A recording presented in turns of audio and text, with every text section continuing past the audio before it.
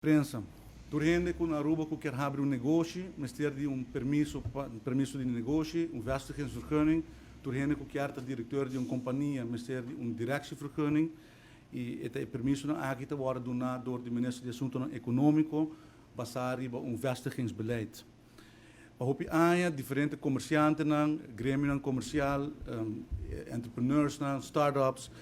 differente stakeholders in het mundo comercial te indicar que o red tape está um fenômeno que está tranca o desenvolvimento de nossa economia e com a eliminação de red tape lo tem como consequência que a economia por drive melhor, a companhia por estabelecer na mesma mais ligeira e para hope acaba profissional não está vociferar como este bem cambio de sistema com o governo está dando permisso e para fazer isso aqui de forma mais acelerada.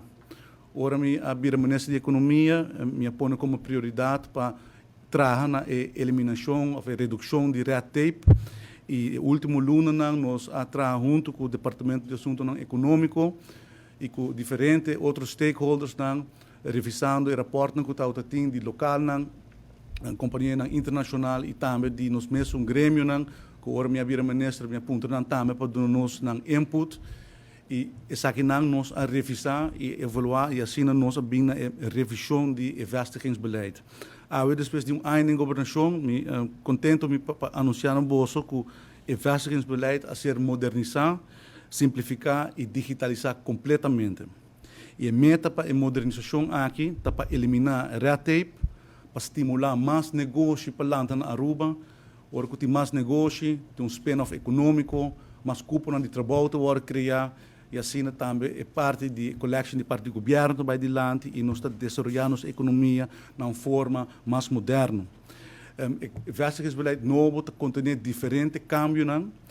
a gente vai enfocar somente em sete de mais importante, qual promete a redução de red tape, a digitalização completa com a introdução de Joint Information Portal, com database para comerciantes, ampliação de categoria de pessoas que não pedem permisso mais, que nós estimular a inversão do centro de Oranjestad e no centro de São Nicolás, nós estimular a economia de diversificação através de 6 promising sectors, nós damos a possibilidade na companhia na Chiquito, nas startups, de certa condição para ter na companhia na casa, de uma zona residencial, e também a introduzir o princípio de sustentabilidade para alguma categoria.